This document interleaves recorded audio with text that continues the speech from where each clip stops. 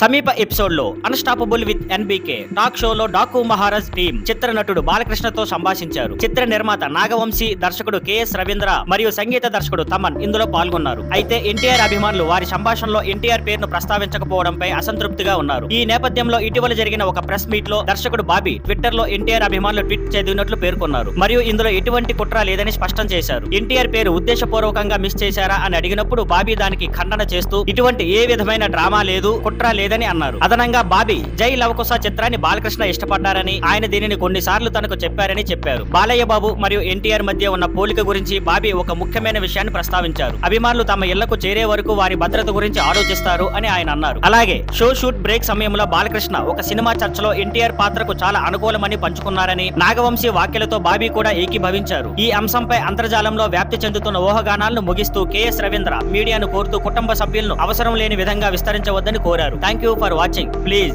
Like, share and subscribe.